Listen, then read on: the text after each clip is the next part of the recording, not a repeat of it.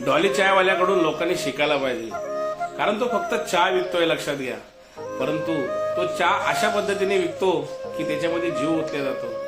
चहा बनवणे हजारो करोडो लोकांकडे एक थोडंसं हलक्याचं काम वाटलं जातं. कोणाला ते काम आवडत सुद्धा नाही, चाय बनवणं, चाय धंदा सुद्धा आवडत नाही.